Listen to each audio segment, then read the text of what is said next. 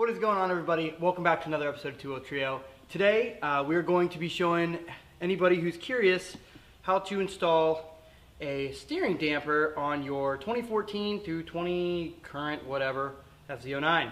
Stay tuned.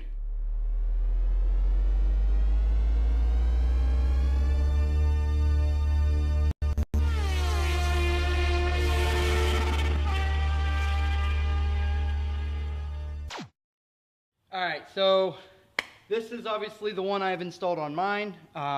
Quick reference, we'll go over teardown, basic install. There are several different types of dampers that you can get. This one is off of Amazon. It's definitely going to be the cheapest by far to install. Kind of looks the best too, but your basic 3 different types you're going to find are going to be this general style that mounts to your handlebars. There's also another style for the FZ-09 Olin's makes that actually utilizes the mount on your gas tank, which looks really funky, but it's Olin's, so I'm sure it works fine. And then the last one is the GPR steering damper, which actually will mount underneath your handlebars. Keep in mind, if you do that option, you are going to be looking around at least $500, and it also is going to raise up your handlebars a tad bit so that it has clearance. That can also give you some issues with the length of your clutch cable and or throttle cable. So just some things to keep in mind. All right, so for teardown, basically what you're gonna need for this is obviously your kit. Like I said, we got ours off of Amazon. It's around $80, comes with everything you need.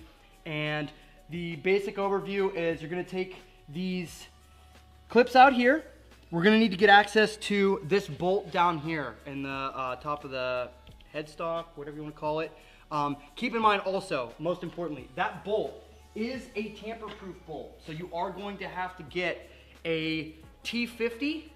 That's what you're gonna be looking for. And if you don't know what tamper-proof is, it's got a little divot in the middle to keep you from tampering with it. So yeah, basically we take out some plastic, we get that bolt out, and then from there, it's very easy. The install process, there is going to be a bracket that is going to drop down over top where that bolt came out. Obviously, we're taking this plastic out so we have some clearance.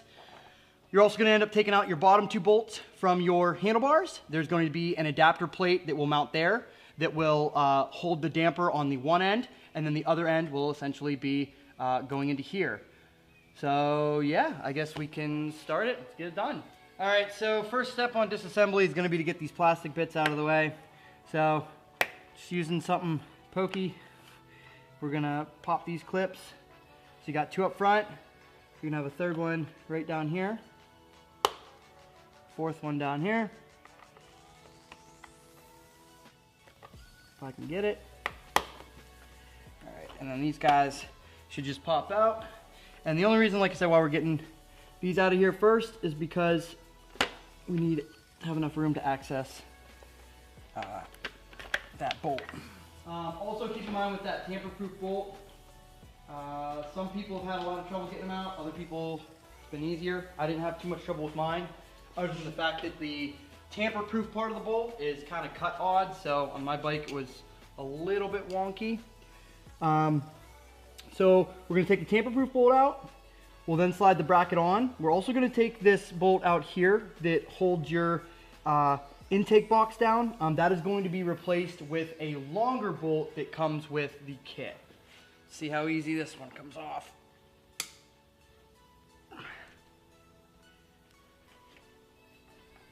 You want me to like push it in? Oh, there we go. We good.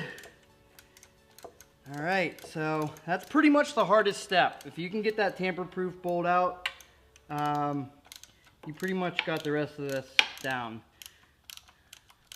Like I said, you don't need any extended cables or anything for this. One thing which I will show you, I do highly recommend is when you get to the part where you get the bracket that physically holds onto the damper itself, and I will show you, Loctite red, that bolt. Mine loosened up. I used blue. It's still loosened up. I'm gonna have to get probably a whole new bracket because of it, because these parts and kits are from China and coming from Amazon. You obviously can't just order individual parts like you can at a dealership or something. But Learn from my mistakes before you make them Loctite red. Now, if you've got enormous hands, you could probably pull the tank to make this job just a little bit easier, but it's not the end of the world. The bolt that's in the intake, holding the intake box down, pretty easy to get out. All right, so like I said, that bolt is going to get replaced with a longer one. And then this is the extended bolt that's going to go through this part. You're going to have a washer on the bottom. And then this is where your tamper-proof bolt is going to go back through. This bolt that's holding this part on is what we're going to take out and Loctite. Make sure when you do that, there is a rubber O-ring under here. You want to make sure you don't pinch that. So this is going to rotate back and forth as you move your handlebars. It's going to rotate with the damper, but we just want to make sure that that bolt doesn't come back out. So this guy's going to drop down. We'll put our little bolt through first. Got your washer down there. It'll stay.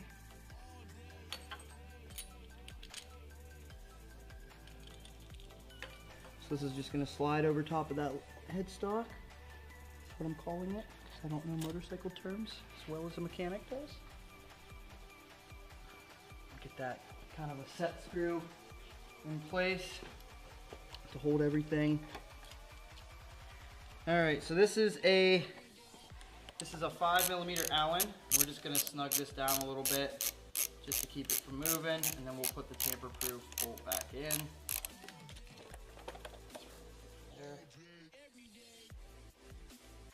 All right, and then when you're done with this, you're going to want to get your handy dandy torque wrench and torque that down to tight as. Whew. Okay, so now we're going to snug down our 5mm, and then we'll move on to the handlebars. Now this one I probably wouldn't snug down too tight, just because the mount for the intake box is plastic.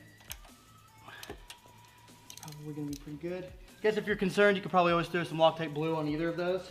All right, next step, we're gonna take out these two bolts, and then there will be some spacers and some new bolts. Might wanna hold on to these, put them in a safe place if you ever need to remove your steering damper or whatever.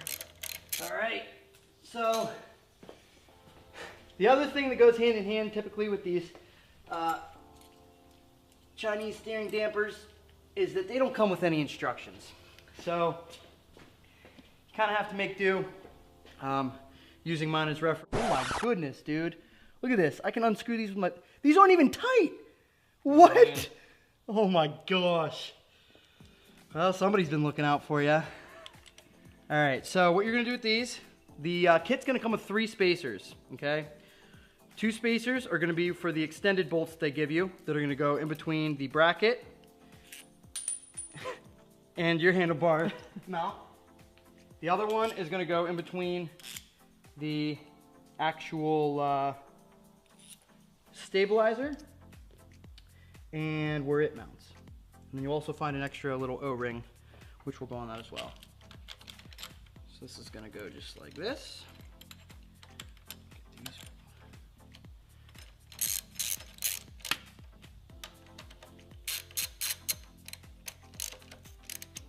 All right, next step, we are going to take the bit that holds your steering damper. We're gonna take this middle piece out. We're gonna Loctite red that, because if you don't, this is what the result is. Mine hasn't come off yet, but you don't want that to happen. So we're gonna get this guy out of here. There's your little rubber grommet, you don't want to lose that. So we'll just put that on the back side here. Now what I'm going to do, we're just going to fill that whole hole up with Loctite red.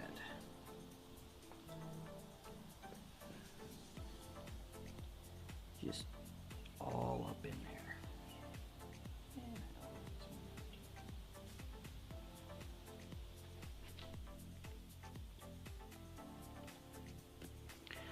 I understand in terms of Loctite, this is like a gallon, but better safe than sorry. It's always better to do it right the first time rather than have to do it again or multiple times after that. And check that grommet too while you're tightening stuff down. Just make sure you're not pinching it too much in between. Now the threads on this are fairly shallow. So I did try like retapping mine, but they were too shallow to make a difference. But you see how there's really little to no play forward and backward or left to right. You just want it to be able to twist left and right this way with the actual damper itself. So we're gonna snug that up, not too much because we don't want to break the threads out. Wipe up the excess. And then typically with Loctite Red, they recommend that you let your stuff sit overnight, 24 hours, something like that. I mean, if it's a super hot day, you might be all right. I rode mine pretty much right afterwards. I'm sure that didn't help my issue. But whether or not Rye wants to leave his is totally up to him. So we are now on to installing the damper itself. All right, so we loosened this top part here. I'm going to slide the damper through, making sure to scratch everything up in the process.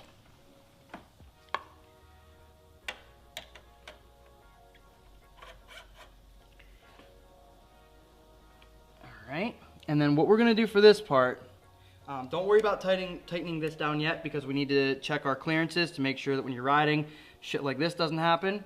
What you're going to have is you're going to have a bolt, another washer, and one more spacer. So the way that this is going to go through, the bolt is going to go through the top part of the damper. Right after it gets to the back side of the damper is where your O-ring will go, then your spacer, and then it's going to go directly into that right part of the mount on the outside. So go back over to this one, put it through this part, get that O-ring on there, get that spacer on there, and then also, without having this bolted down, it makes it easier to move some stuff if you need to. Try to get it as straight as possible so you don't cross-thread anything. And then actually, I did mention, I'm going to put some Loctite glue on that, just so that that one doesn't back out. Let me go grab that real quick. Be right back. Now some people might say, well, if you do it right the first time, why don't you just get the expensive nice one? Well, for $500, these coming in at 80 bucks. If this damper, which obviously being a Chinese damper, if it fails in a year, 2 years, that 80 bucks still is far less than 500, even if you have to replace it 2 or 3 times over the life of, you know, the bike. All right, so we have put the main adapter on, we've put the handlebar adapter on, retightened the bolts that were clearly a lot more loose than they should have been. And now what we're going to do is we're going to set where you want your damper at. So some people have the adjuster facing up, you can have it down. Really doesn't matter too much, just as long as you test your clearances. So with this being loose, turn it all the way to one side and then back to the other to see which way it's pushing. And you want to find that happy spot where there's no rubbing. And we'll leave the adjuster out. We'll get to actually setting your adjustments in a minute here. So we'll snug this down a little bit and then just make sure that nothing's bumping. Bumping. All right, so that's pretty much it. We got it adjusted, matched it. Ended up being pretty much identical in terms of placement on mine. Obviously with them being the same bike, mine does have the Woodcraft handlebars, so that was a tiny bit different in terms of the fitment up here, tiny bit, but overall everything still fit. Now it's just a matter of putting the black plastic cover back on, 4 tabs back in, and then that's it. So for adjustment, when you start this out, and this is going to be pretty much the same thing on any of these types of dampers. You have soft and hard. You can just crank her down, clicks, clicks, clicks. It'll eventually max out. Obviously, the more you tighten it down, the more that the bike is gonna wanna stay in a straight line. So I can't express enough. Start with it on the softest setting and very slowly as you ride, adjust it little by little. Because if you crank this thing down 3/4 of the way and just hop on it down the road, it's gonna handle like a completely different bike. It's gonna feel a lot more like a track bike, and if you're used to, you know, throwing the thing down in corners without one, you might go off the road. And then another thing too, while you still have this kind of new on the bike, keep in mind also when you have, like if you have it a much tighter when you're on the interstate because you're in, you know, more higher speeds or straight lines or whatever. When you get off the interstate, make sure, keep in mind to maybe back it down a little bit before you hit the twisties, because it's going to handle differently. You can completely change how this bike handles just by softening or hardening that adjustment. But other than that, that's pretty much it. Thanks for stopping in today, guys. We really appreciate it. I know that we haven't really been uploading a ton, but we got some cool stuff coming up, hopefully within the next couple of weeks here. And we always appreciate the love. Keep dropping them comments and likes, subscribe if you like what we're doing. So you guys have a great day. Thanks for stopping in. If you watched the whole video, made it this far. Catch you in the next one.